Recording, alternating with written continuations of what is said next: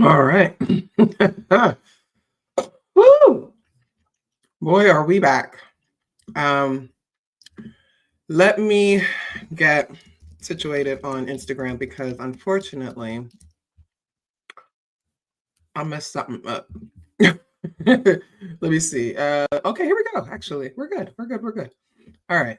Let me just type in join us on YouTube because listen, this one's gonna be a doozy, y'all. This one's gonna be a doozy. Is it? I don't know. It's been a while. Come in, everyone. Let's join. Let's be together. It's been a long time. I know, friends. You know what? The CIA did finally release me. As long as y'all understand. Y'all. Oh my gosh. Oh, it's so good to see you. Thank you. Thank you for letting me know that I've been missed. Thank you, Mona Trop. Thank you very much. Greetings to you as well. So I am on YouTube and I am on Instagram. As usual, Instagram, I always encourage people to join us on YouTube because we do have an active chat that gets popping once everybody comes in. People are coming in. Be sure to hit that like button. And if you are new to my channel, please subscribe. I'm trying to get to 5,000 subscribers by the end of the year. I know I'm not like a YouTube content creator or whatever, but I do like to do this political theater with Dr. T. And the more people that subscribe, the more people that like, gets the word out about what we are doing over here. If you notice, I got my little new screen and stuff. Okay, so some updates. Let's do some updates real quick, and then we're going to get into it. We're going to talk about, of course, we're going to talk about political stuff. We're going to talk about Donald Trump. We're going to talk about immigration. We're going to talk about this Harvard, Trump versus Harvard. And we're also going to talk about Diddy. But let me know, who should I talk? Should I talk about Diddy first or should I talk about Trump first? I don't know. Should I save the Diddy till there's more people? I think I'll save Diddy till there's more people in the chat. So welcome everybody. Hello. Hey, everyone. Thank you for jumping in the chat. All right, a couple of updates for me. It was a busy semester. I'm just going to be honest. Teaching 3 classes this semester, and my son is preparing for graduation from high school. We were doing a whole lot of college stuff. So, I was a little bit focused on some other things, life be lifing. But if you follow me on Threads or Instagram, you've been able to keep up. I've been around and I've been there. Let's see. Yeah. So, you know what? Let's go with Trump. We'll start with Trump. All right. So that's a good question, right? Like, what demon should we start with? Because listen, please understand, everyone, that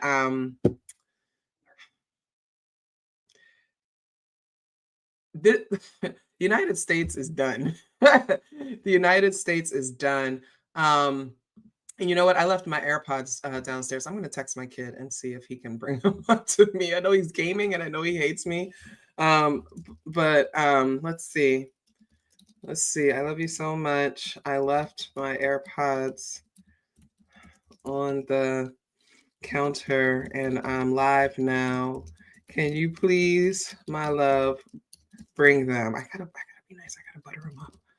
All right. So everybody in the chat, welcome. If this is your first time, Political Theater, Dr. T, I am Dr. T. I talk about things just so people understand. I am not a Democrat. I am not a Republican. I'm actually someone who believes in freedom. None of those groups do. I am somebody who wants the surveillance state to disappear. None of those people do. I am somebody who believes that we should have free food and water. They do not believe that. I'm somebody who believes that Palestine should be free, Sudan should be free, Haiti should be free, the Congo should be free. Everywhere, where tyranny reigns down and people lose their lives, I believe that those places should be free. I believe the United States should be free. And the United States is descending rather quickly into fascism. Right? Fascism is here. Like, it was at the door, but kind of like with sinners, we didn't have to invite them in, but we did. And I say we generally and a bit sardonically, but we let them in and we invited it in. We invited fascism in. So it's here. It's here now. So yeah, make sure that you share this if you are on Threads or X if you still use it, or Facebook or whatever. Let people know we're live. Let them know that they can come and join in. All right. So let's start with Trump versus Harvard, right? If we are looking at the Trump versus Harvard situation now, you all, most of you that watch my channel, you know what's going on, but I feel like I should give a rundown. All right. So this started a few months ago. First of all, shout out to all my Jewish family that are anti-Zionism. We know that this is extremely frustrating, that they are using a legitimate issue, anti-Semitism, and they are scapegoating Jewish people to try to shut down higher education in the United States. Higher education in the United States has been a threat to conservative power because what ends up happening, when you go and vote and they'll look at like college educated folks, how they vote versus others. The reason they do that is because they fundamentally understand that the average college educated person leans liberal, right? And so when you go to college, in most places, now I'm not going to talk about some of those schools in those pockets that don't really do much of anything. And we're not talking about those for-profit bullshit schools. But like generally when people go to college, they are exposed to people they would not have encountered had they stayed home, right? And so that expands your worldview. Then you get professors. We are experts in our fields. We are trained to, really give you information that you probably did not get in K through 12. So the more you learn, the more your mind is expanded. This past semester, I taught African-American history at a class, and I'm pretty sure I converted a Trumper, my personal victory. I'm just going to claim it. Each one teach one, right? And as a professor, if you reach one student, you did your job, right? So that's what happens. People get exposed to things that they didn't know. So that's why they're trying to dismantle higher education, or at least make it inaccessible to as many people as possible. And so a couple of things, and I know I'm going a little bit back, but you got to understand this. A couple of things that are really, really important is that, and I've said this before, but I'll say it again. I remember this stat, from 1980 to the year 2000, women earned 9 million more bachelor's degrees than men did over that time. And so that's terrifying, right? Like, why the hell are women getting educated? When women are educated, they tend to get married later. They tend to have children later, if they have them at all. And they are seeking gender parity in the relationship. They want equality. They want balance. And when the power structure is established to keep white men in power, it doesn't help that women now have access to the same resources and tools and opportunities as men, right?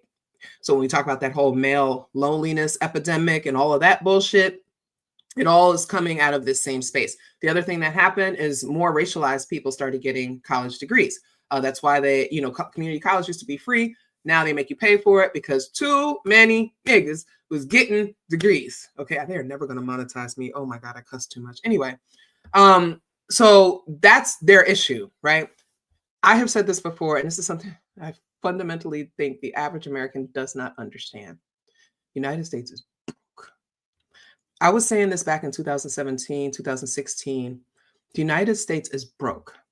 The United States cannot afford to sustain itself. That is just the truth.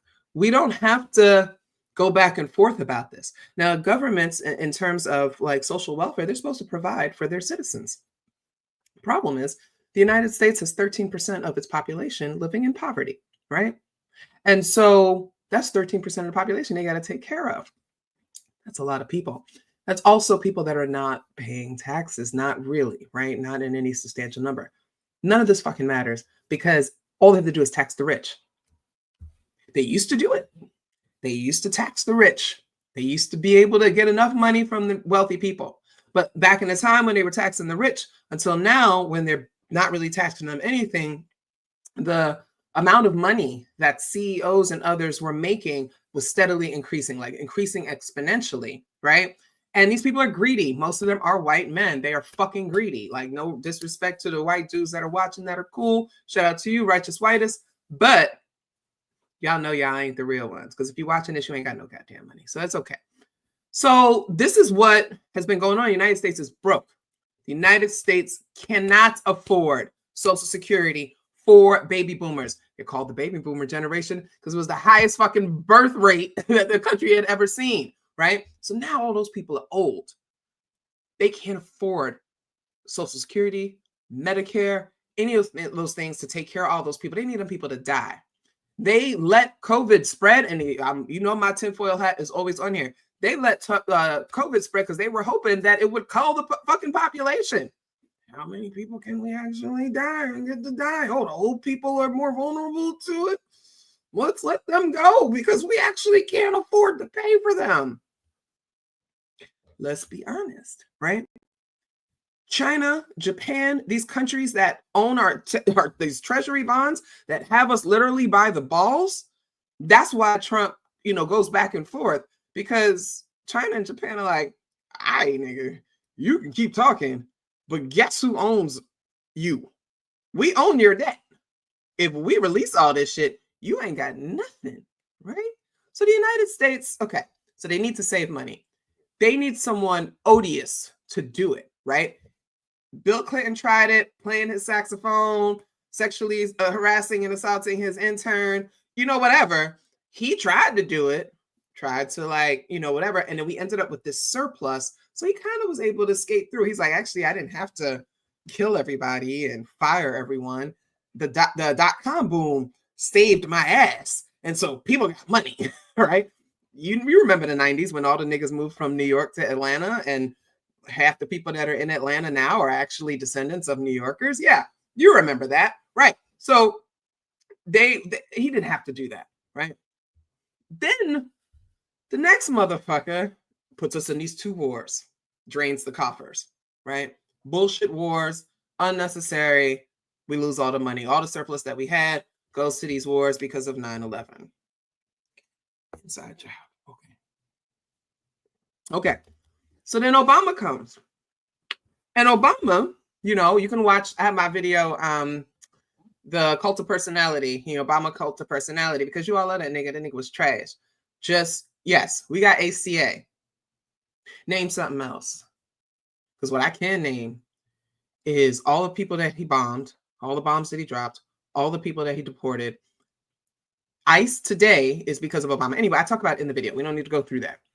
So instead of him cutting things that he needed to cut, he actually was spending it and doing all that shit, right? Again, because we're in these wars, right? That GWB put us in, right?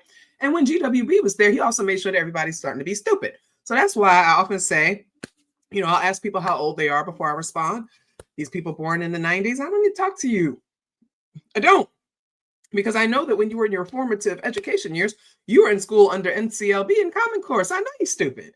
I'm sorry. There's a handful of you that are okay, but you weren't taught critical thinking. You weren't taught how to fucking read. The way they taught you to do math was to literally make you stupid. So now we have a generation that, can barely read, cannot think critically, right? Doesn't know how to write in cursive, hasn't had a geography class in their life, couldn't point out half these nations that we're talking about on a fucking map.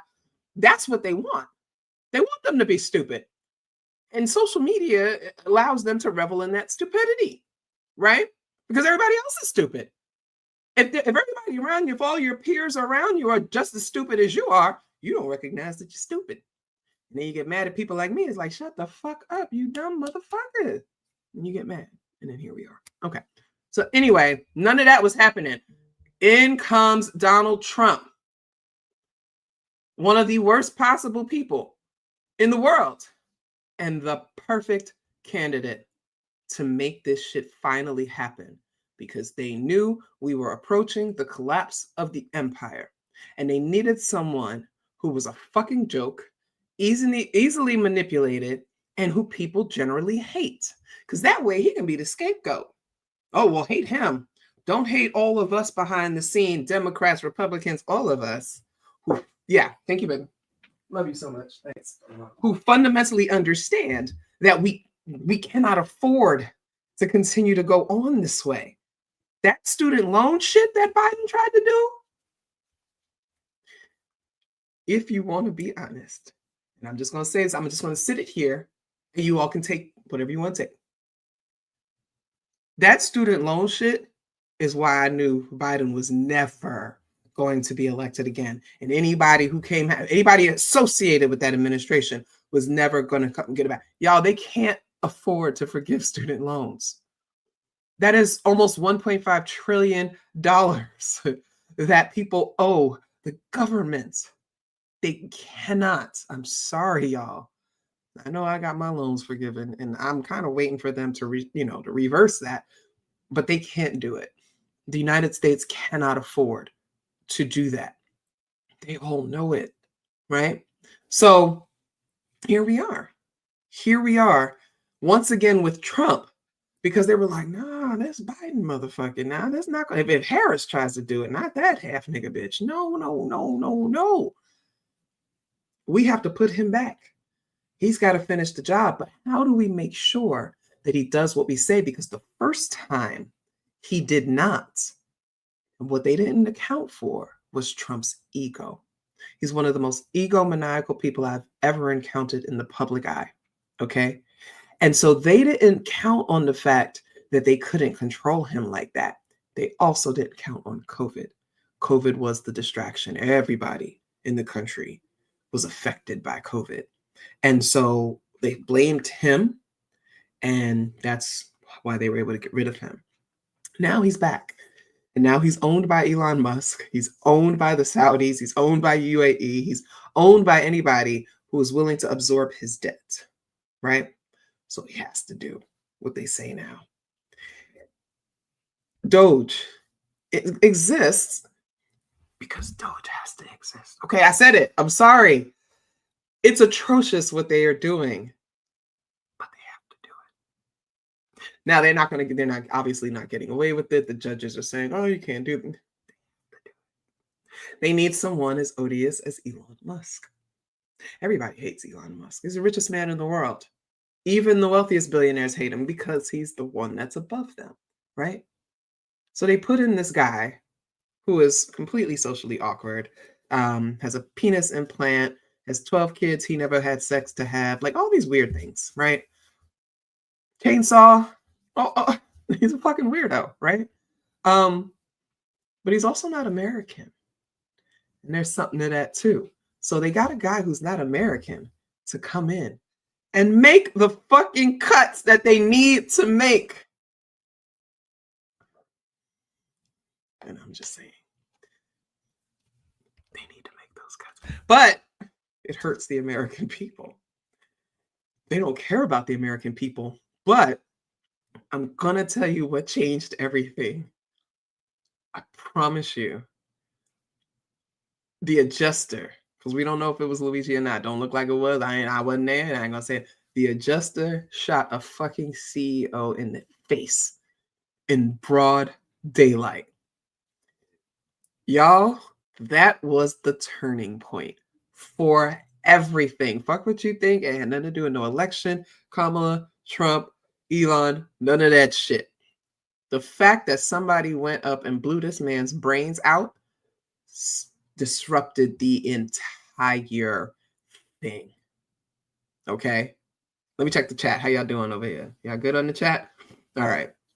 That's probably more information you want to know about Musk. Listen, now y'all know I'm always going to keep it real. I'm not going to hide shit from you. Okay? I'm just saying. Okay? But, well, evening. Was it evening? I thought it was 6 o'clock. No, it was in the morning. It was in the morning because they were about to have a meeting. That's how, yeah, it was early in the morning because they were actually going for a board meeting of some sort. And the meeting continued, right? Wasn't it?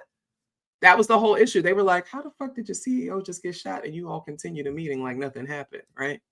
Right. So anyway, I don't know. Somebody fact check me. I don't know. So that brings us to this moment.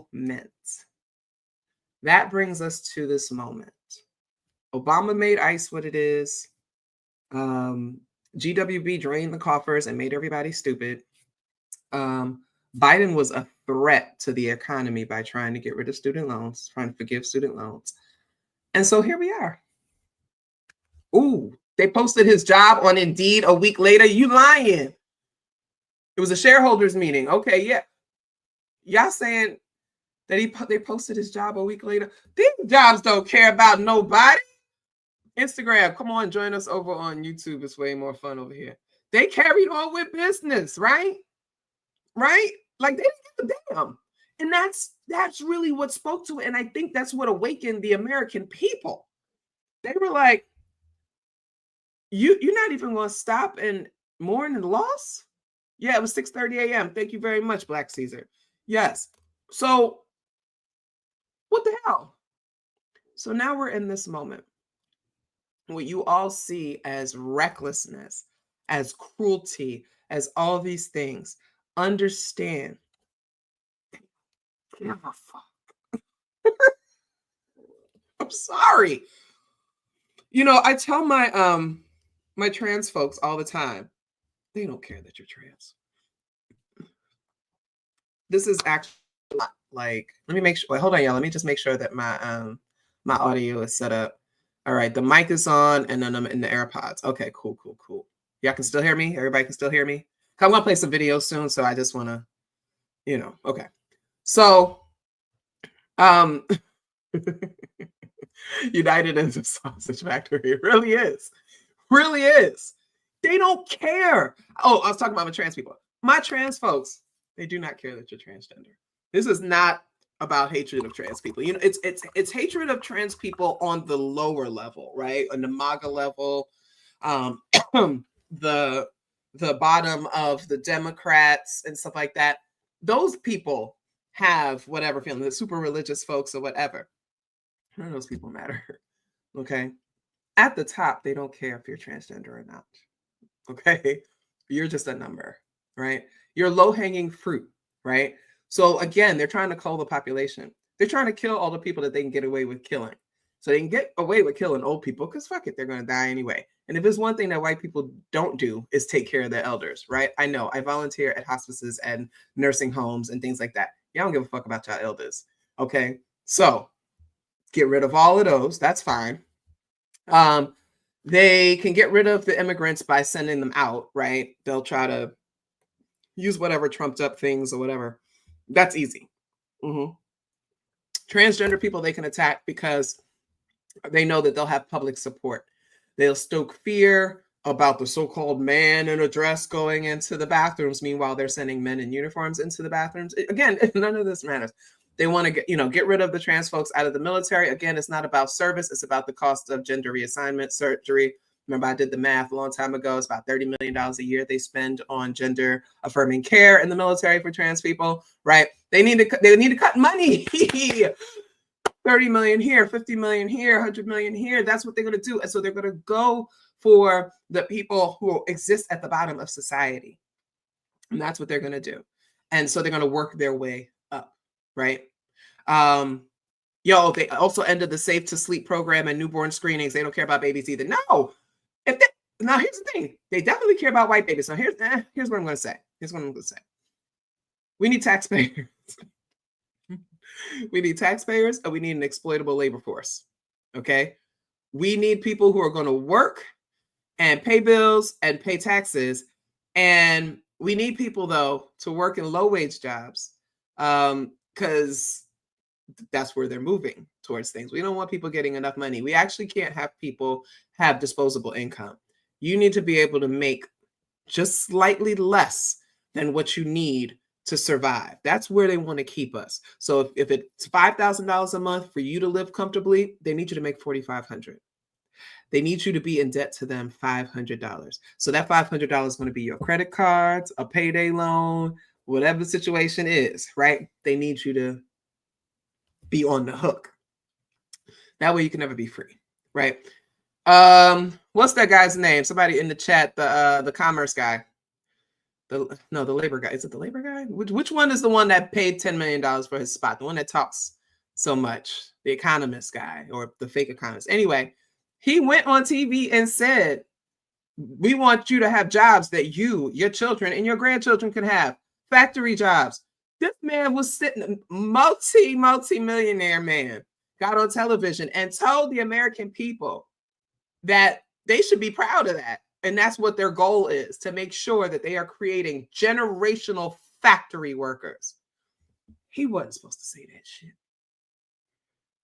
And what's interesting to me is that they test out the messaging. Let's just say this and see how people react. Can we get away with this? Did they hear us say this? And they keep testing it and testing it and testing it. And now they're getting bolder and bolder and bolder. All right, so let's jump in. I do have a docket. If you just got in, shout out to the chat, YouTube. I love you all so much. You always hold me down. Really appreciate that. Please hit that like button if you haven't done so already. If you are brand new to me, please hit that subscribe button. So let's talk real quick. We're going to run really quickly through Trump shit, and then we're going to get into Diddy.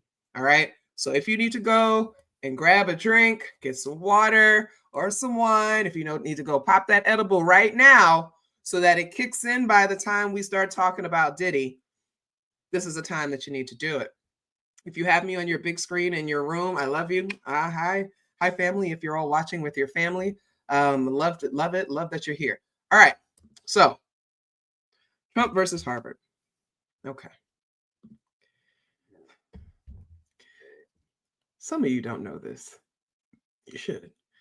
I'm an Ivy League educated person. I don't rock that as a personality like some of you cornballs do, but I am, right? Twice. And I really think about, these institutions and all of the absolute disgusting harm they do every single day. Like somebody said earlier, and they made a really good point, you sleep on the fact, you see us as class traders when you should have been seeing us as infiltrators, right? We kind of go in, disrupt their shit, take what we can from them, and then we come back and bring it to the streets. That's what we do. You got to see it that way.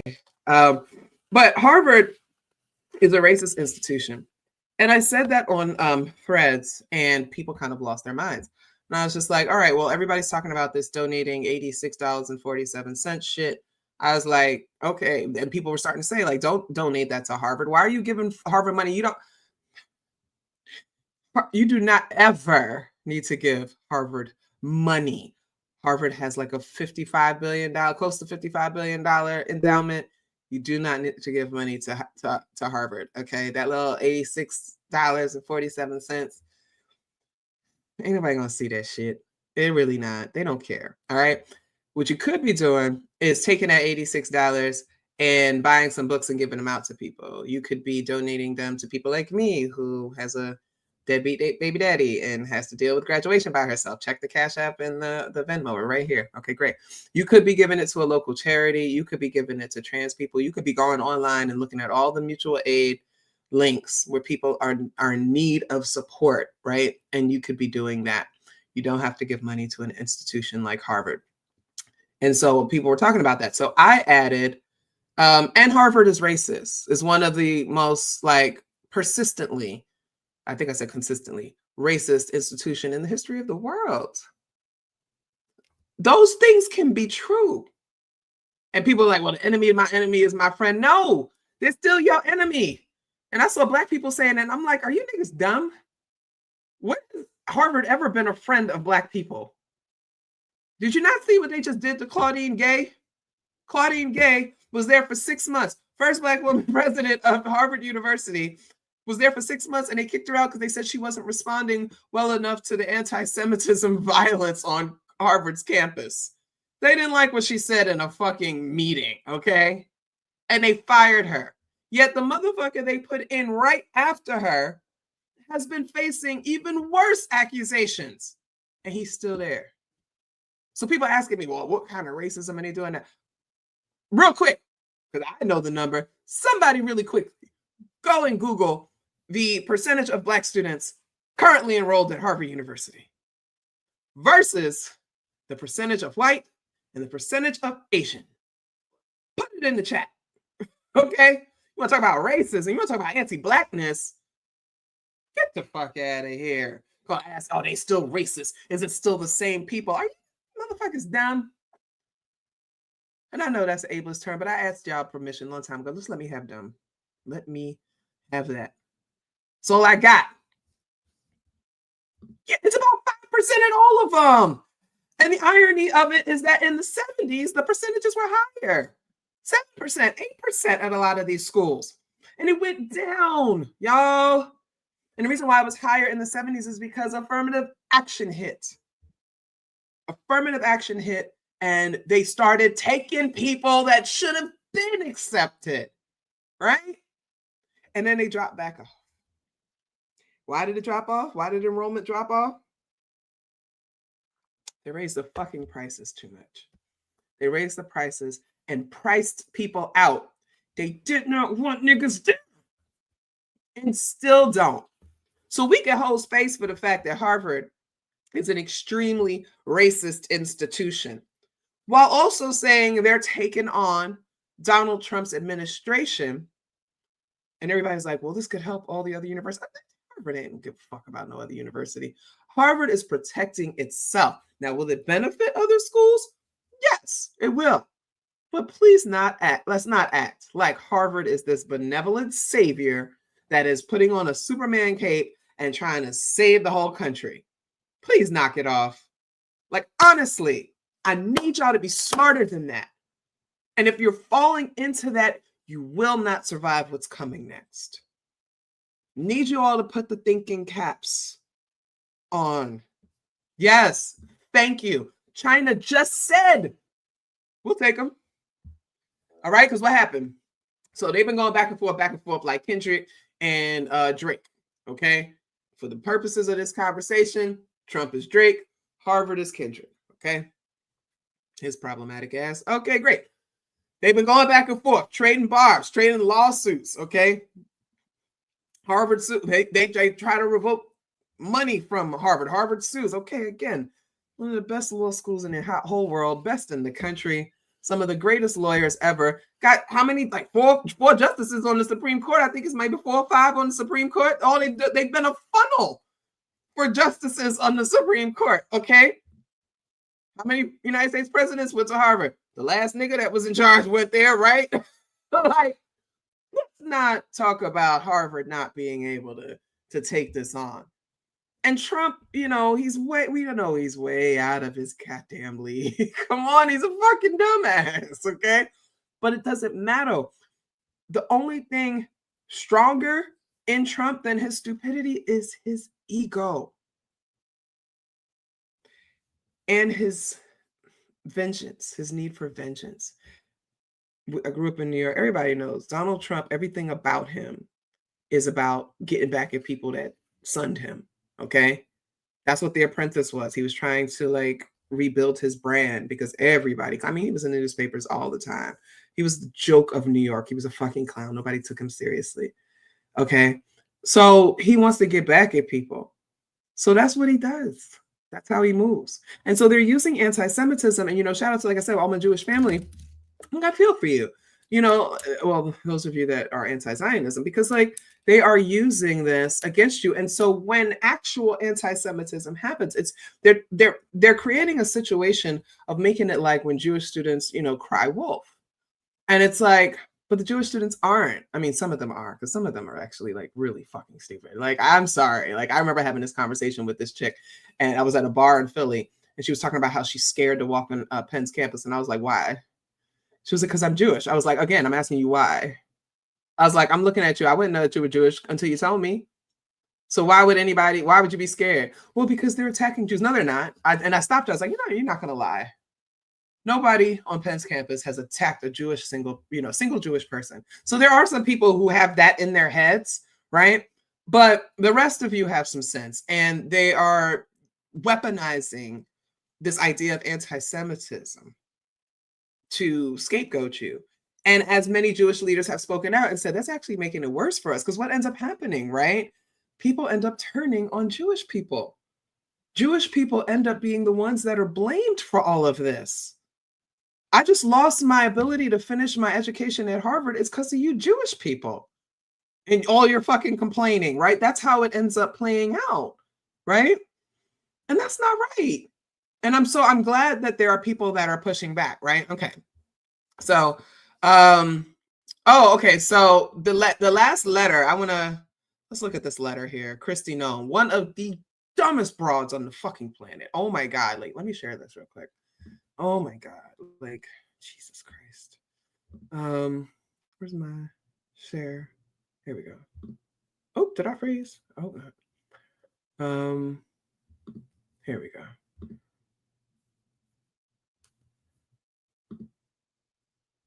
Uh-oh. Am I frozen? Oh, Jesus. Uh-oh. Okay. Am I? Hold on, y'all. Oh, crap. Did I freeze? Uh-oh. Okay. Wait, here. Am I? Okay. Here we go. I'm so sorry, y'all. That wasn't nothing but the man. I'm telling y'all. That wasn't nothing but the man trying to get in the way. All right. Look at her. She looked like death warmed over.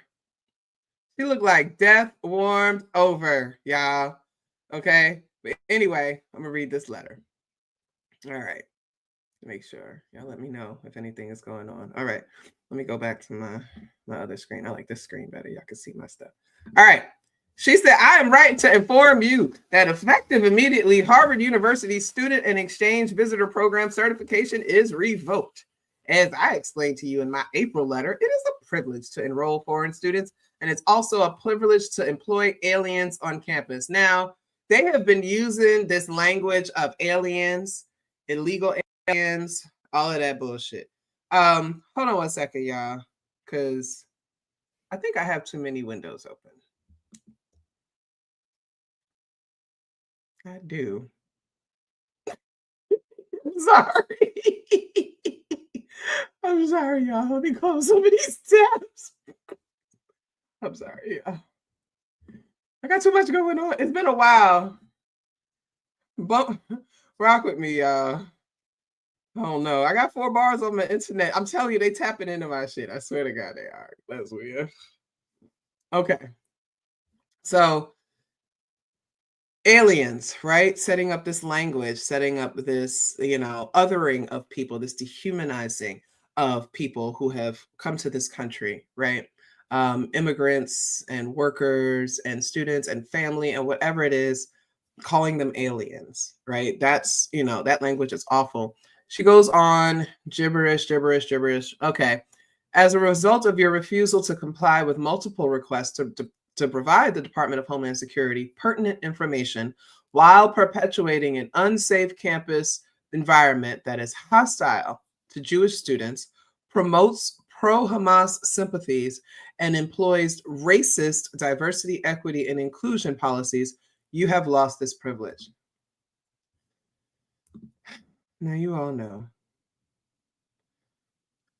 I hate a dummy broad. I'm not even going to let my pressure get up. Anyway, that was whatever. They're going to sit there and say that all current students can no longer go to school there. So if you were 2 years in, you got to get out. They said that as of that statement or whatever, any student that is at Harvard on a student visa is now here illegally, and that they would be deported, not necessarily even sent home. They're like, we're just going to deport you anyway. Okay. Because there's other countries that we're selling people to, like we're doing these exchanges. It's really like fucking weird, all that shit that's going on. Right. But then the judge comes, and the judge, let's see what the judge said. Okay, let's look at this one. Judge temporarily blocks. Okay. 57 minutes ago. Okay, the judge has issued a temporary restraining order blocking the Trump's administration plan to strip Harvard University of its ability to enroll foreign students. There's a typo there. The ruling came after Harvard filed a lawsuit, the latest escalation of a dispute between the White House and one of America's most prestigious institutions. The university said that the decision was a blatant violation of the law and free speech rights, et cetera, U.S. District Judge Allison Burroughs. And I just want to point this out for y'all. I haven't done the numbers. I'm just thinking of what I've been paying attention to. A lot of these judges, these federal judges and such, that are voting against Trump, especially when it comes to DEI stuff, are women. And that's important. Women of all cultures, right, and races, but the white women especially. They're like, nah, nigga, I got here because of DEI. If it wasn't for DEI, I would not be on this bench. Fuck you and the set you claim. We not allowing that. That's not what we do around these parts, right? Listen, let me see what's in the chat. Oh my gosh, listen. I have 4 windows open. I got to keep one open separate for Instagram. I wish you on Instagram would come on over to YouTube. That'd make my life easier, but I want to make sure I reach the people. And then I had 2 other ones that were filled with tabs. I was like, my gosh. My poor computer was like, right? Okay. Let's see. No, the restraining order. Yeah, it's hilarious. It's, you know, an astrologer once said that women are always Trump's downfall based on his chart. Of course. Of course. He's a pig. Women are going to be the ones that take him out, right? Yeah, no, you're right. I mean, we've talked about this before. We know that a lot of people, so here, I don't have to do the whole DEI thing, but the main reason that people don't understand how long DEI has been around is because they only learned about it after George Floyd died, which was like 5 years ago, right? They thought it was a brand new policy and a brand new thing. They didn't realize that diversity, equity, and inclusion programming, training, all of that stuff had long existed. But then Chris Rufo came along and he gave them, this, he painted things like CRT and DEI and woke all these things as bad to sell his own books. And they all fell for it, right? But DEI has been around since Kennedy, right? DEI is what led to affirmative action, right? Like this idea that we need to actually be inclusive, that's been around for decades. But so the way they painted it, you will have a lot of white women be like, I did not, I didn't benefit from it. Yeah, you did. Because it's about gender, it's about race, it's about veteran status, it's about disability status, it's about religion, it's about country of origin, it's about sexual orientation. It's all these things that are included, right? So, oh, here we go. The astrologers are here. I love when astrologers join the chat. Shout out to everybody.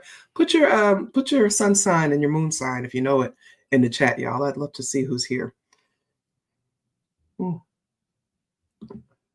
Yes, they do. There's like this is not new. This is not new, and that's why a lot of them are back. They're not backing up. It's like this isn't our constitution, boy. Fuck you. You ain't gonna tell us what to do. We've already decided as a state. Me, governor, I'm the president of my state. Boy, fuck you, right? All right. So that happened. Yeah, we'll skip that. Oh, Trump versus South Africa. Oh man, oh man, oh man. Let me pull up my playlist. Lord have mercy, Lord have mercy. All right. So Elon Musk, hold on. All right. So Elon Musk, just a quick catch up. Elon Musk is a colonizer who's from South Africa. He's not South African. He is a colonizer who happened to live in South Africa. His father, you know what? Let me close this. Slowing me down again. His father, and I mean his whole family, colonizers as well. I believe his father is the one that's from Canada. Or was that his mother? Anyway, his father tried to bring apartheid to Canada. Didn't work. Elon is carrying on this legacy, trying to bring apartheid to the United States. It's not going to work. So they're making this claim that there's a genocide of white farmers in South Africa. That is not true. The white minister of agriculture, he was like, I don't know if you all watched the meeting. I'll show a clip of it in a second. But he was just like, hi, white man here. There's no genocide. Okay. All right, let's roll this clip. Let's see. Let's share this. Let's see if we share the sound. Make sure that everybody can hear. Oh, wait, I didn't mean to do that. Let's minimize that. Y'all, it's been a while. I'm a little rusty. I'm sorry, I'm a little rusty. I'm sorry. I'm getting here though. Okay, here we go. Share the audio. Okay. Let's go. Can y'all see this? Yeah, tell me. All right. In the Oval Office between US President Donald Trump and his guest, South Africa's leader Cyril Ramaphosa. Well, Mr. Trump says Mr. Ramaphosa's government has been carrying out what he has described as genocide against South Africa's white farmers. Well, our correspondent in South Africa, Pumza Filani, went to the area which Mr. Trump says was proof of this genocide, and she fact-checked it. Let's have a look at what she found. Kill the white farmer and take their land. A diplomatic meeting. Look at his body language. America's Donald Trump makes incendiary comments about what it's like to be a white farmer in South Africa. These are all people that recently got killed. His counterpart, President Cyril Ramaphosa, uncomfortable but composed, sits through the so-called evidence of the claims. These are burial sites right here, over 1,000. We've come to the location shown in that video played in the Oval Office. There are no graves. There's no graveyard. In fact, we now know that the crosses in that same video were part of a protest organized by a local community after the death of a couple that was killed here. We're looking at Glenn and Vida Rafferty.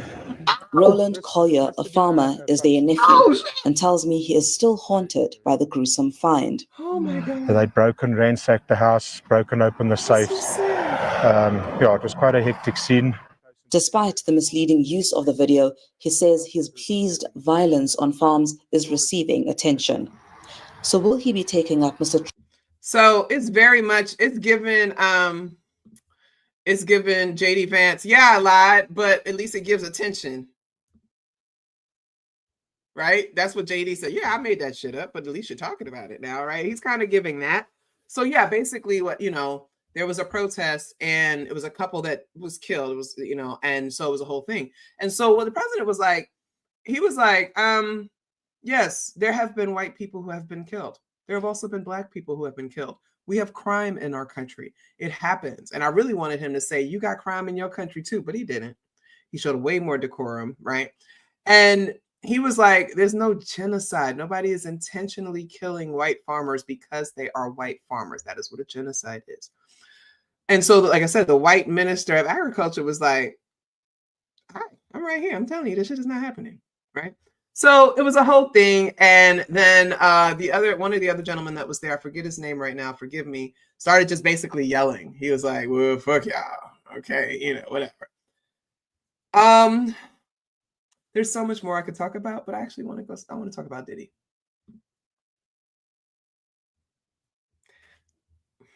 Okay.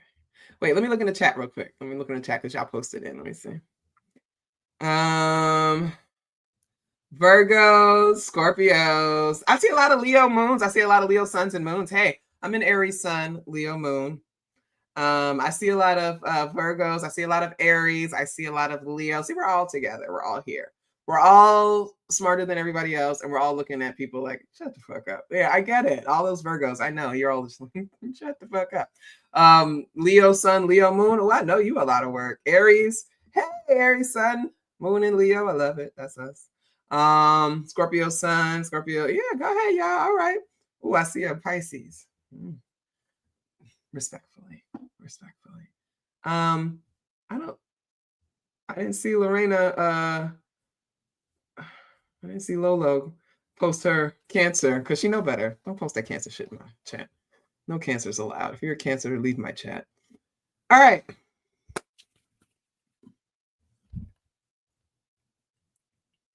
I want to talk about Sean Diddy Combs. All right. So this trial has been going on for about 2 weeks. I think they're going to have like about 8 weeks of it total.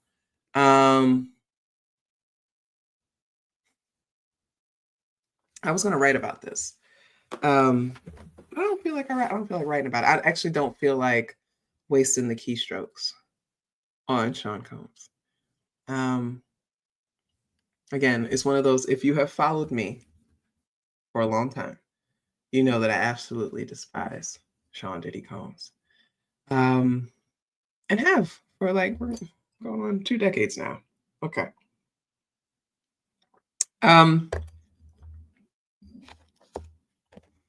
Everything they accuse him of, I believe he did it. Oh man, he did that shit. He absolutely. I love Sagittarians. I'm sorry, y'all. I do love Sagittarians. Some of my best friends are. My mom was a Sagittarian, December 4th. Thank you. I've written enough about Sean Diddy Combs. He's gotten enough of my keystrokes. I don't need to give him no more than that. But I did promise you all that I would talk about this trial from, Katie, you're here. It's always good to see you. Happy you made it. I promised you all that I would talk about this from an abolitionist position. And if you're new to this channel, if you're new to me, I am very much an abolitionist. I'm like a fervent abolitionist. I have no compromise on that.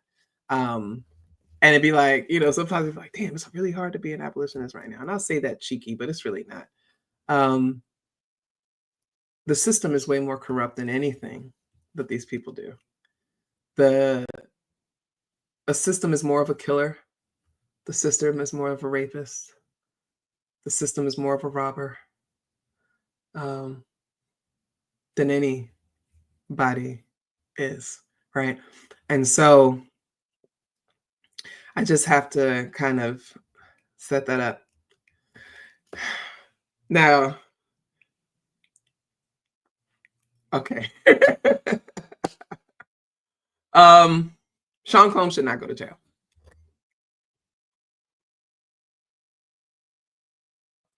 I just wanted to let that sit for a second. Matter of fact, let me take a bite of my biscuit. So let y'all sit with that for a second. All right. I said the same thing about R. Kelly.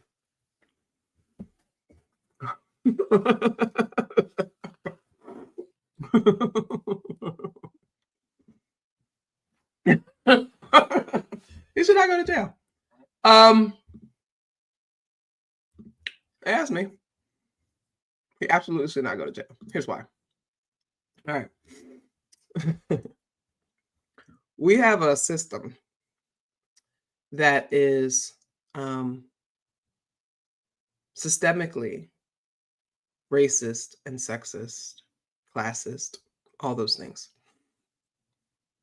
It systematically destroys families, destroys lives, creates monsters, and upholds white supremacy, white male patriarchal supremacy. You cannot ask a system that does that to bring you justice. Justice cannot exist in such a system. I'm going to say that again. You cannot expect a corrupt system that has systematically disenfranchised people and destroyed lives, innocent lives. A system that gives Black men harsher sentences than white men for the same crimes. A system that gives darker skinned people harsher sentences than light skinned people for the same crimes. A system that allows people to plead out and avoid jail time when they've done a heinous crime. A system where how much money you can spend on a lawyer is the difference between whether you are incarcerated or you're not. A system where 200 innocent men can be taken off of death row because they did not do anything warranting that. A system where feels like every month we're learning about another person who spent 40 years, 30 years, 25 years of their life for crimes that they did not commit.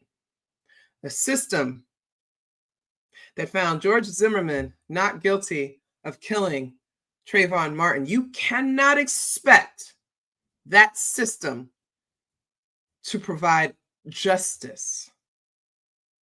Justice does not exist in such a system. But you know what does exist and has existed for millennia?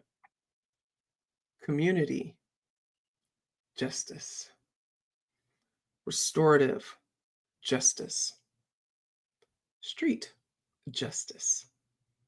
See, I was born in the 70s.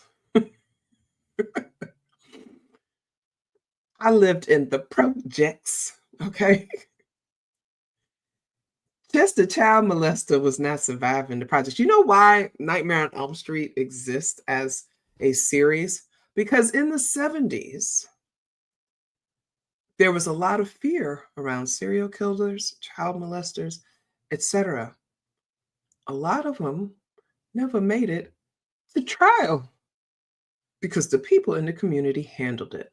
Freddy Krueger is the story. He's a combination of these stories of communities finding out that somebody was fucking with these kids and took care of it. It's not new. That is ancient practice. Now, I believe in ma'at, and I talk about ma'aticity all the time. Justice, harmony, balance, right? Accountability, right? There are ways to hold the members of your community accountable when they harm the community. Now, and I'm talking to African people. I know some of you Black Americans don't like identifying as being African, but nigga, you are African, okay? You could be excommunicated from a community. You could be exiled from a community. No food, no water, no money, no whatever. You got kicked out. Because in the spirit of Ubuntu, I am because we are, right? We learn it takes a village. Who you are in a community is who you like. Without community, you are nothing. So to be exiled from your community because you betrayed your community is a sentence where it's in death. It was. And then here come these crackers trying to change how we think about things with their savagery and their brutality. I mean, sorry, Europeans have long been the most savage, sadistic, vile people to ever exist. And they come in and they corrupt so many of these cultures, Asian, indigenous, African, and try to tell us that our ways of taking care of this shit are not good enough. Because of their sadism, they take carceral approaches to everything. And then they create these prison systems that allow them to enact their sadism, right? Corrections officers. What the fuck is a corrections officer outside of a high-paid rapist? We not going to talk about the way that correction officers rape these inmates every single day and get paid to do it? We're not going to talk about the judges that literally sell people to private prisons. The judge in Pennsylvania that was found guilty of selling young Black and brown boys to these private prisons by giving them sentences that were so beyond what their crimes were because he was getting kickbacks from the private prisons to fill their slots. You want me to allow that system to make a determination on justice? Barely 1% of rapists ever see a day in jail. You want me to believe in that system? You want me to believe that whatever that system enacts and exacts on people is justice? That's not how that happens. So I'm going to reiterate what I did about R. Kelly, because I have the same exact position about R. Kelly. People ask, what do we do? Okay. You look at the crimes that were committed, and I hate even using crimes because, again, where I live right now, I can go down to the store and buy cannabis, but 15 minutes away over a bridge, I cannot. It is a crime. So crime means nothing to me, right? But the offenses to our community, there needs to be a penance paid. You might be exiled. You might be completely excommunicated, like completely erased out of the books. You never existed to us. We never speak your name again. And that's the thing about Nomo and Ubuntu, to not even have your name spoken, your spirit is done. You do not exist, right? We can do that. But in this age and this time, we need to look at what he did. You know, we go back to R. Kelly. I said, well, what was some of the things that R. Kelly was doing? R. Kelly was hanging out around schools and picking up girls in cars. All right, R. Kelly, you don't get to drive again. You're not allowed within 1,000 feet of any school, any campus. And you know how many damn schools there are? Okay. That's just off the rip. Driver's license revoked. You don't get to drive. And if you do try to drive, well, we got to handle that too. Okay. You were online looking at child sexual assault material. You don't have no internet access. No internet access is allowed in your home, anything. No smartphone, no way to connect online. You're not allowed to do anything. Okay. You try to access the internet, you get your ass whipped. Okay. Get rid of that. Oh, but see, like you like to go out to the clubs. You like to go all these different places. You like to perform. No, you don't get to leave your house, actually. Stay your ass in this house with no internet, no way of making money until you pay back all the money that you made from exploiting these children. Okay? All them videos that you made, oh no, you don't get any AV tech. Don't even look at a camera. You don't get to take a picture. You don't get to record nothing. You are done. You don't get to do any of that. Right? You restrict people.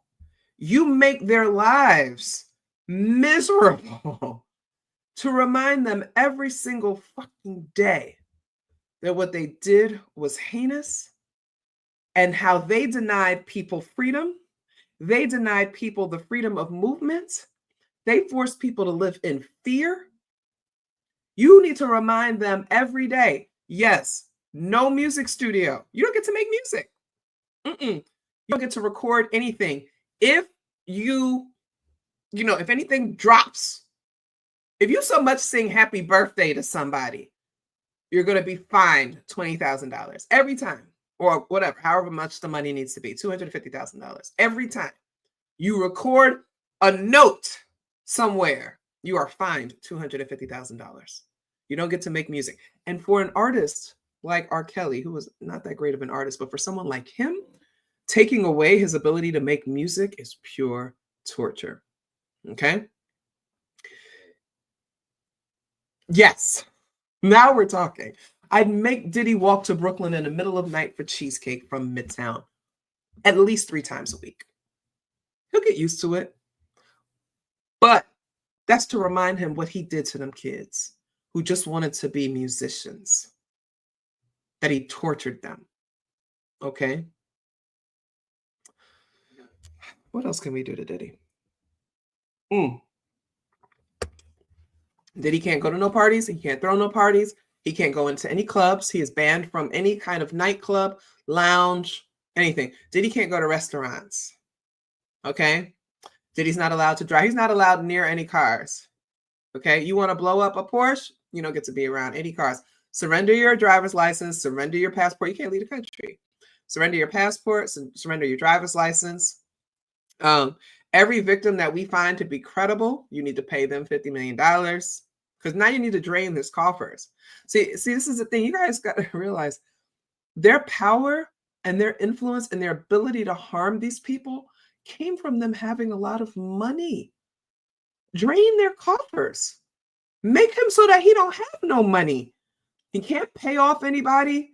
He can't do anything. Like, I want him to wake up every morning in a shack, in a 1-room fucking shack, because he can't afford a mansion anymore. And I want him to not be able to move. Like, as he goes to the door, he touches to the door, it zaps. You can't leave. Can't leave. You can't have company unsupervised. Not even your family.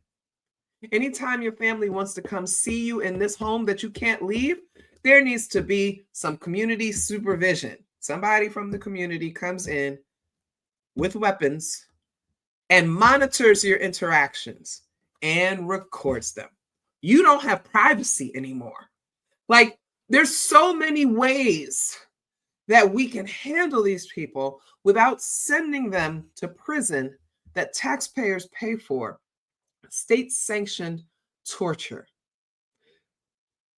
A lot of you wish for him to go to jail and to be sexually assaulted. Well, I hope what he did to those people happens to him in jail. Just so we're clear, that is absolutely disgusting. It is sick It is vile, and you are an awful human being if you feel that way. Yes, I am judging and I am condemning you. How dare you wish sexual assault on someone?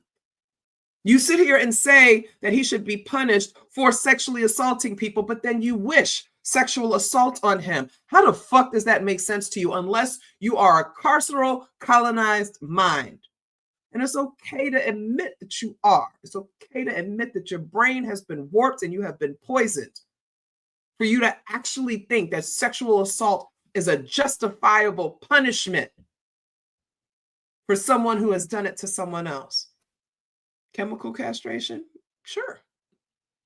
But to wish for someone to be raped?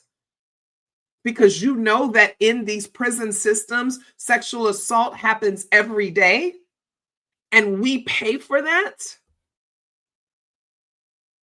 How does that work for you?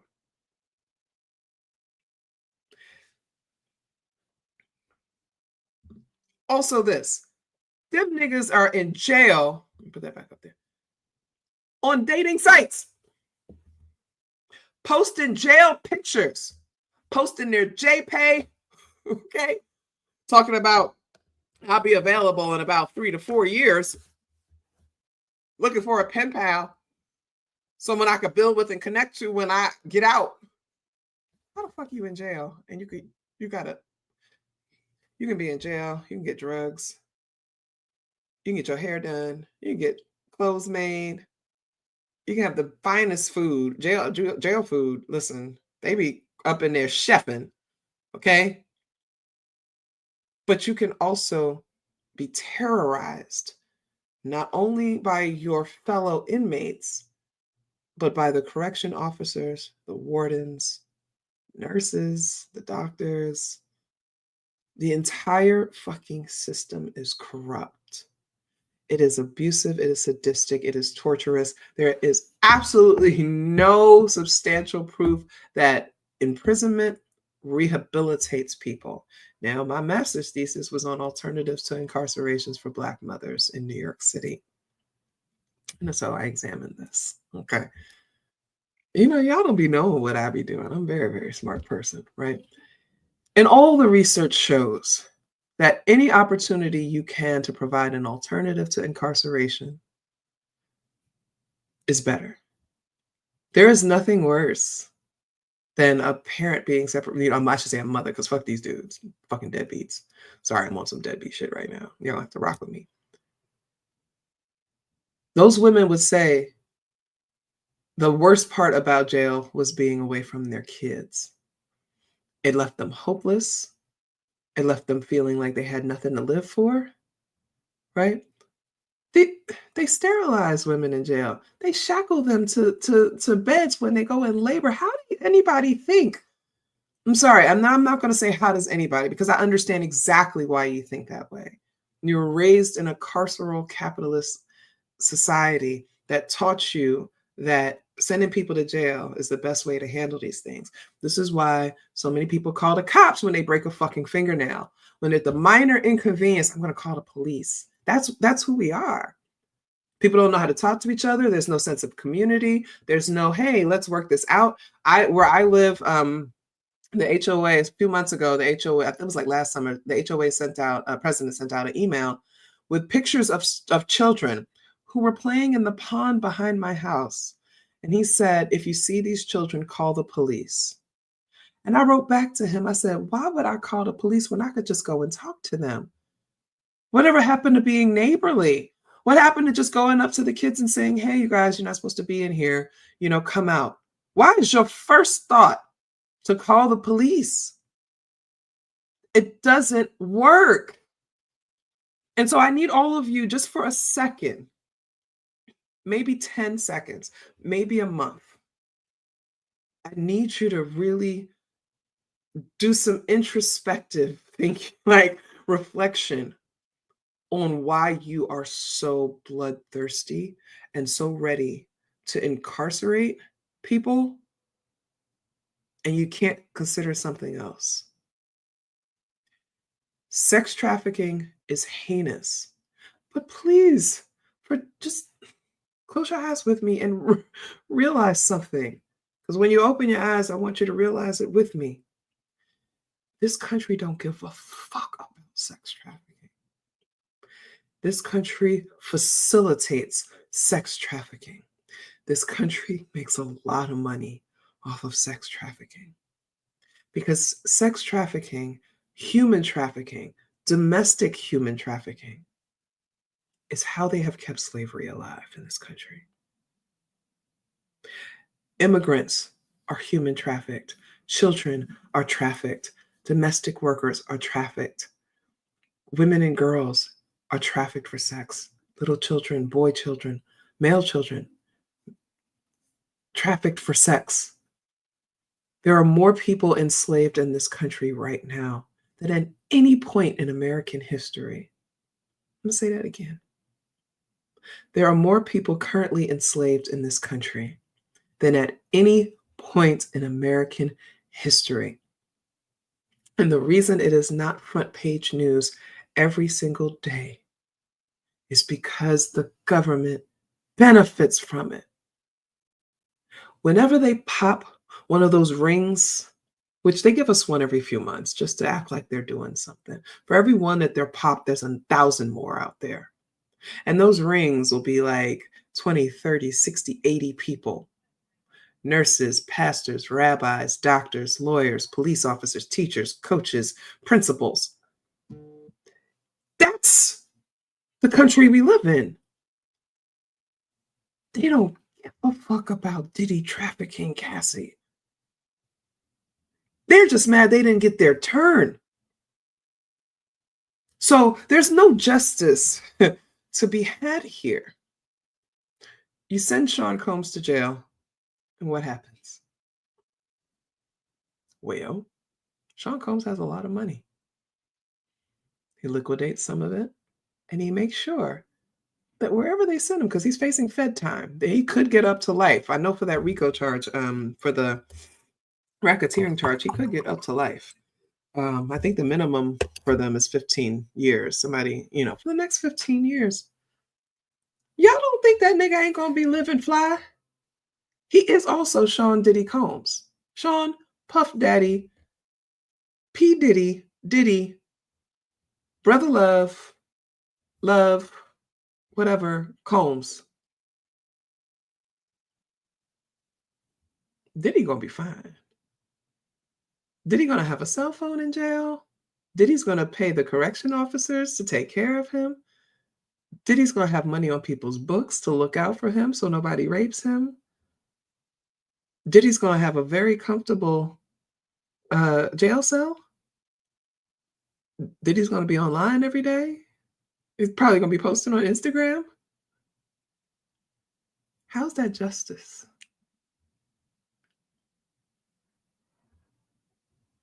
Okay. So that's my stance on that. There is no justice in a corrupt system. You may feel that because somebody got sent to jail for something that they did wrong is justice. There's 100 people that got sentenced to jail that same day who did nothing wrong. And if you're okay with sacrificing 100 innocent people just to have one guilty person go to jail, I really think you need to reevaluate your humanity. Because if we had community, if we believed in it, if we honored it, we could take care of people like him ourselves. Actually, he would not be able to get to where he got because somebody would have stopped him 25 years ago. If we weren't so individualistic, if we weren't so, I got to look out for me, which is a product of European colonization because they are the most individualistic people on the planet, somebody would have stopped him long ago. After the basketball game at CUNY, he'd have been stopped then. After he shot that woman in the face. Like, there's so many points in the life of Sean Combs that had somebody intervene when he was a child. Instead of Janice having him sitting at these orgies maybe somebody who was a family member would have cared enough to say, hey, don't expose that boy to that. That's gonna fuck him up. That boy lost his daddy when he was 4 years old. You don't think that that's trauma? I know this. I just ended a relationship with somebody whose daddy died in a car when he was 4. It fucks these dudes up, okay? So there were so many opportunities during his life that if there was a real community there, a real community that cared about children, they could have intervened and stopped him from becoming who he is. But that didn't happen.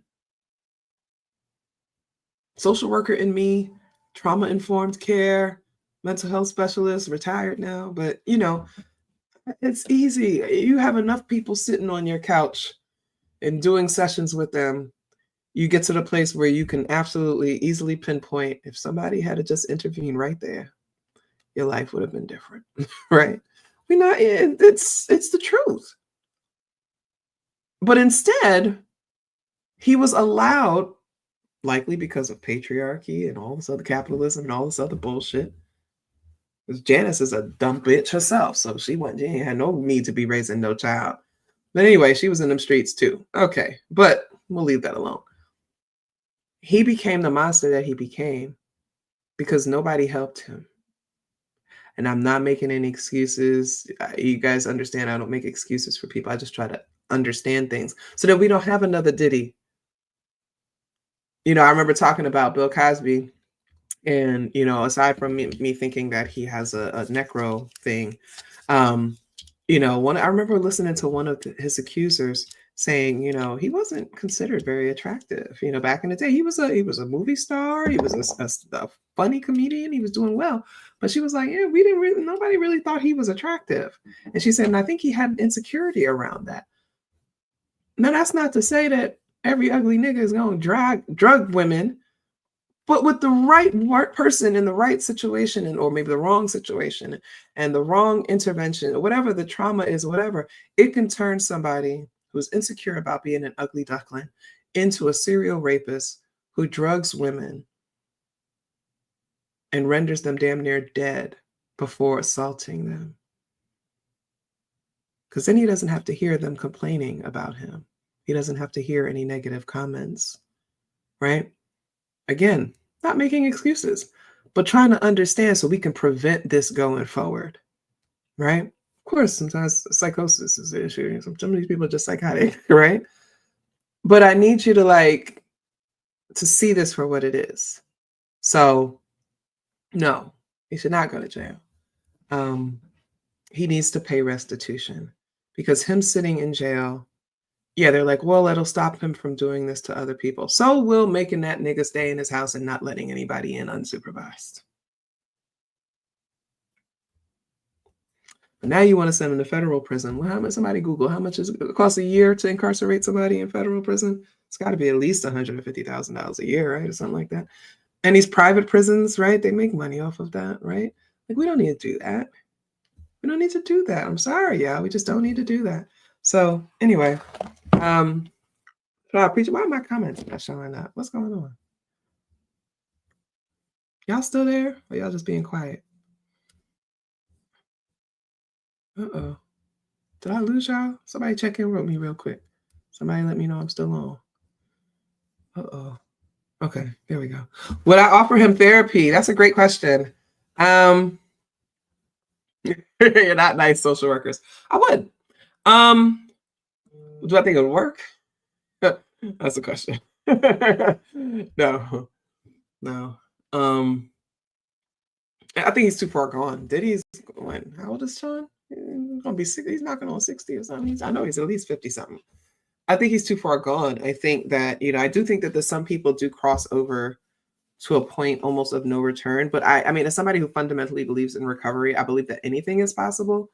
Do I think therapy is going to happen? Do I think psychotherapy is going to happen? No. Like, I think that he definitely needs something way more intense. Like, I don't know. I mean, CBT or something, electroshock therapy. I don't fucking know. Like, I just think he needs something a little bit beyond what most practitioners can offer.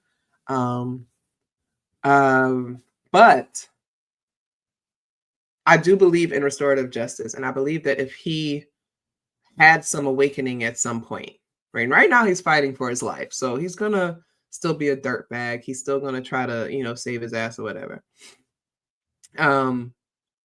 But if he had some awakening, and I do believe, and I know that that's not easy for a lot of people to accept, but I do believe that everybody has the possibility of having that moment where they're just like, damn, I fucked up. I got to get right. And they turn it around. So do I think that, and it's not for me to think about that with him. It's really not. Like, again, I'm not in community with him. I met him one time, and I was just, I felt his evil spirit then. And I was just like, oh, no, you know? So I am not, it's not my responsibility. But I do hope, and this is where my radical empathy comes in, right? That man got 6 kids. He's got 6 kids he's taking care of. And some of them are not kids, you know, but he's a father. And the damage that he has done to them, they don't even, some of them don't know. I don't think they recognize how traumatizing and how harmful this has been. All of them in this public eye.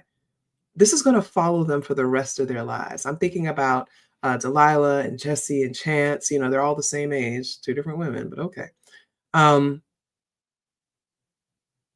They're close. They're so young. They were like 18. They just like graduated high school. Like they have the rest of their lives, and they will always be known as the daughters of this man who did this shit, right? Him being Sean Combs and Diddy, that's going to fade. Like, he's never going to have the career he once had. He's already lost like brand stuff. Like, people have been abandoning him and shit. Like, no, he's never going to have that career again. Nobody's going to want to work with him. I mean, that's not true. There will always be people that will be foot soldiers for the patriarchy and misogyny. And people that, there's still people that are riding for R. Kelly. They're riding for Bill Cosby. You know, they riding for all these people, Biggie, Miles Davis, all these people, right? Known abusers of women. They're going to ride for them. So we always know that that's a thing. But I don't think that he'll ever be Diddy again. Puff Daddy. The Puff Daddy days are over. And so just now, okay, we take Bill Cosby. Like, I teach media classes and I'll talk about the Cosby Show. And my students sometimes will look at me with blank stares, like, what are you talking about? They don't know the Cosby Show. They know Bill Cosby, the accused serial rapist, right? They know that guy. Sorry, I didn't put that allegedly. But they know that guy. They don't know the Cliff Huxtable. They don't know Uptown Saturday Night. They don't know Ghost Dad. They don't know Leonard Part 4 and 6. They don't know the Puddin' Pops, Fat Albert. They don't know none of that shit. All they know is that this is the old guy that was accused of raping over 60 women. So how would, that's a great question. Thank you for that. How would community help them in an abolition system? They would hold them accountable, right? So like when I said, you know, first of all, he's got to pay people back, like financially. Like Cassie got money from him. Good for her, because he signed her to a 10 album deal and only released 1. So just off the rip of that, he got to pay her for what her potential would have been, right? Had she actually released those 10 albums. And I hope everybody recognizes that he signed her to a 10 album deal to lock her in. You have to see, okay, let's be smart here, folks. I like to trust that my audience is smart. You have to see that he locked her into a 10 album deal because he already set his sights on what he was going to do, right? So that's that. He's got to pay restitution. Okay. He signed all the bad boy artists. He gave them back their music, but signed them all to NDAs. You know, he's got to pay restitution.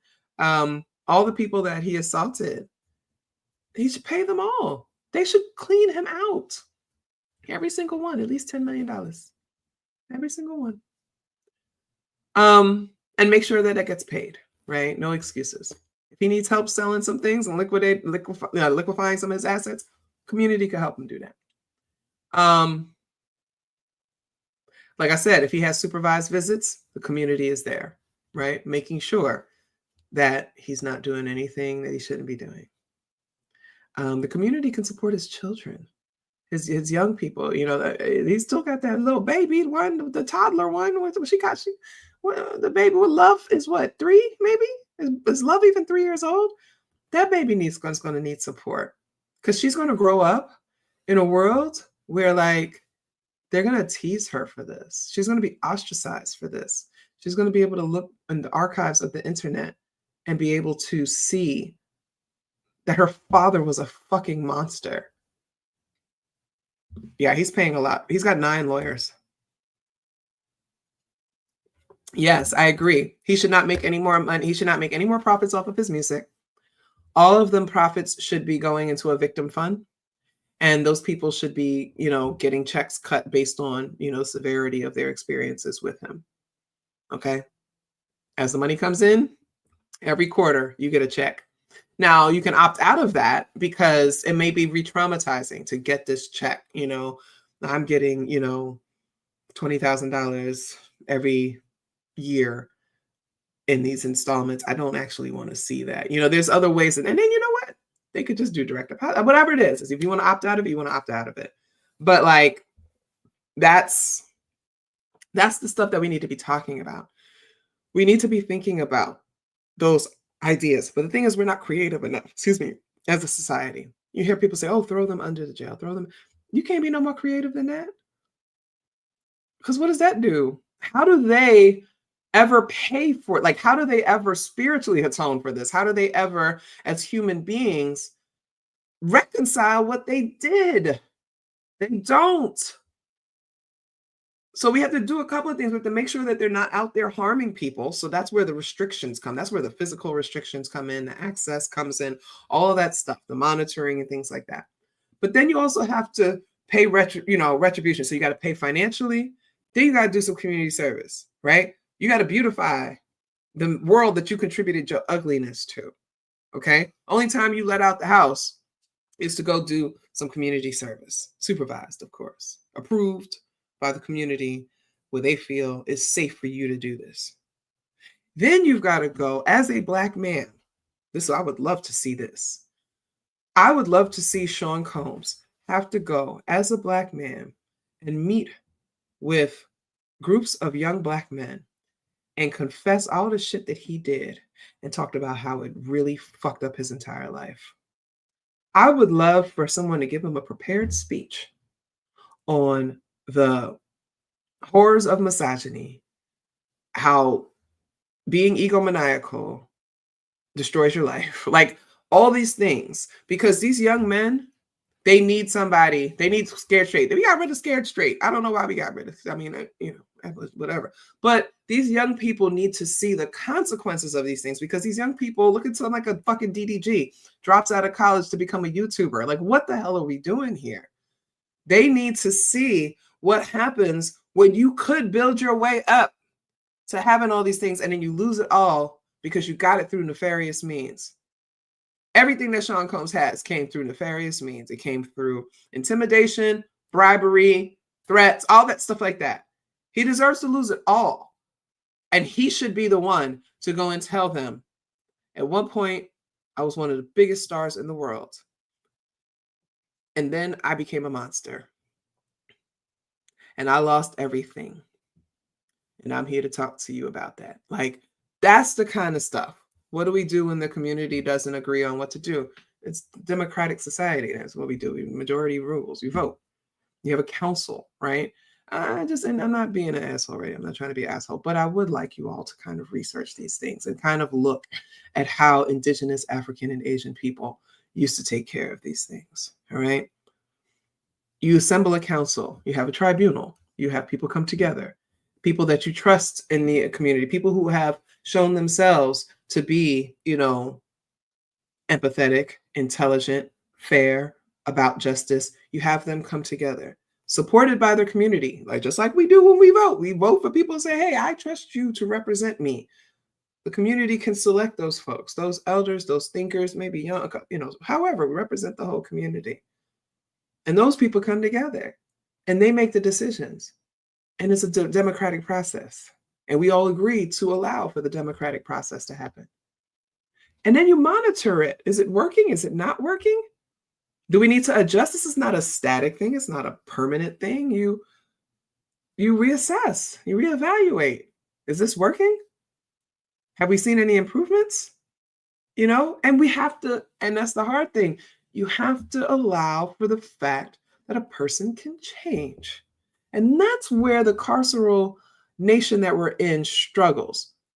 Because people will believe once somebody harms somebody, they're always going to be like that. And there's no chance for redemption. There's no chance for them to be better. And we penalize people. Something they did 25 years ago, we still hold them to that. Even though the last 25 years, they have shown that they are remorseful. They have contributed to their communities. They no longer harm people. They haven't done anything. They've been on the straight and narrow. They went and got an education. They are holding down jobs. And we still hold them to that thing from 25 years ago. And the main reason we do that is because if we could keep making them out to look bad, it stops people from looking at us. So as long as we can point to, well, you did this, you did this, you did this. If everybody's pointing at them, nobody's pointing at you. So sometimes people need to check that as well, right? Why can't you let that go? Why can't you see that this is a new person? Why can't you see that this person hasn't done? Of course, there are going to be people there. Of course, people go back to things. We all relapse, right? But that's when support comes in. The community support comes in. You sidestepped. You fell off a little bit. We're here to support you, get you back where you need to be. But that takes believing in this idea. And most of y'all don't. And that's okay. All right, y'all. Been here for an hour and a half. Love you all very much. Really appreciate you coming. Again, the semester is done. My kid is graduating in about 3 weeks. I just try to get through that. This summer, I absolutely plan to be on here more often. What I want to say, though, before I go, please, please, please make note of this. On June 19th, I will be launching the registration for Sankofa Summer School. Sankofa Summer School is the Afrocentric Virtual Academy that I started 5 years ago. And every year we bring you classes and workshops by people who are experts in their field. You're going to learn all kinds of things. You guys want to hear sample C because you're here tonight. You guys want to hear what some of the classes are going to be? Look at that. Exclusive. Wait, where's the list? Oh, shit. I'm sitting here talking shit. I don't even have it pulled up. Hold on. My homegirl had it in the text message because shout out to Sanity Thief for holding me down. She is she's been my assistant in the past and then she quit on me, but she helps me out when I need to. Here we go. Let's see. Because I really want to get you guys this stuff. Last, I was like, oh, you're the best. She was like, just doing my job. Okay. All right. So y'all want to hear classes we're going to have a Sankofa Summer School? No, because if you don't, I don't have to do this. I don't have to do. Okay. So we got some pretty awesome things going on. Am I here? Am I still here? Okay. I'm making sure. All right. So my class, from Superfly to Foxy Brown, how Blaxploitation saved Hollywood. What you think? You would want to do that? It's going to be an awesome class. Why is this acting all weird? I'm going to close Instagram now, y'all, because I think it's getting in the way. Anybody over there? Anyway. I think everybody goes to Instagram and then they come over here. All right. That's my class. Thriving in Our Truth, Black Liberation and Gender Expansiveness. Okay. Taught by a Black queer educator. Do Black Lives Matter to God? Making sense of theological responses to Black suffering. Woo! That's going to be taught by the one of the former directors in the Phillies Interfaith Council, my homegirl. Everybody here is an expert too, by the way. The body remembers, the body resists, honoring the autonomy of enslaved women. That's going to be a class talking about how enslaved women resisted the oppression and the tyranny on their bodies. Afrofuturism, sinners, and the Black speculative arts movement. Dr. Reynaldo Anderson, one of the leading Afrofuturist scholars. We're so honored to have him. Also a good friend of mine. Brother, Can We Talk? Navigating Black men's mental health in an anti-Black world. I think the brother's going to love that one. As a podcast partner, Dr. Rich Hall is going to be doing that workshop this summer for you. I'm no Black, I Dominican. Blackness in the Dominican Republic. Okay, come on. We gotta talk about it. All right. One of my favorite Dominican is going to be teaching that class. Okay, I don't know if she's still in the chat right now. She was in the chat. Archiving as a catalyst for collective autonomy. It's going to be a really great class of teaching people how to archive their lives, because as you see, they're burning books. They're not teaching things. They're shutting down departments. They're doing all these things. This is going to be a great workshop on how you can archive your own life right now and preserve your family's histories and things like that. I think that's like super, super important. If abortion is the floor, reproductive justice is how we soar. That is by Leslie Mack, our favorite digital organizer out here, doing a lot of this reproductive justice work out here and facilitating and supporting folks. I am because we are Ubuntu, belonging, and the power of Black togetherness. Okay. We talk a lot about building community. We talk a lot about those kinds of things. That's going to be super important as well. Nomo and the power of naming as Africana people. It's going to be a class on like why names are important. You heard me mention Nomo earlier. It's this, why is naming so important? And as Black people get shamed for their names, you got to talk about like why it's important to give your children meaningful names and what that has been meant for us historically. Let's see what else we got. I think that's it. Yeah, I think that's what we're offering this year. So yes, everybody, we have some really excellent classes this year. We hope that you come out, but I will be launching registration is on Juneteenth. As you know, last year we switched to a pay what you can model because my goal is to expand this. If you want to see some of the stuff from last year, you can go to our YouTube channel, Sankofa Summer School, or you can go to the website, sankofasummerschools.com. We actually have the YouTube embedded on the site too. You can watch them there. This is all about knowledge. It's all about liberation. It's all about us getting free. And I'm hoping that y'all support. I saw that, what's her name? Karen Atia, she lost her class at Columbia and like thousands of people signed up to take her like racism and media class. And I was just like, I teach about that stuff too. But, I think part of it is because it was a class taught at Columbia and we need to be honest about that, right? I'm not shading her or whatever. The only thing that I had an issue was that they were kind of promoting it like an innovative approach to education. I was like, I've been doing this for years. Like, come on, like, let's give credit when it's due. But like people want to take it because it was going to be taught at Columbia. Well, here we have, there's several doctors teaching my class. If that matters to you, that need people with PhDs. Well, let me see how many we got. We got 1, 2, 3, 4, 5. We have 5 doctors. Okay, so maybe that'll help you. But if not, you also have to trust that people are experts in their own lives and their lived experiences. And so, support the Afrocentric work. Let's move away from the Eurocentric shit. Let's move away from the white academies and let's support folks that are going to just teach you. And the thing is, it's open to everybody, from every culture, every gender, every orientation, like whatever.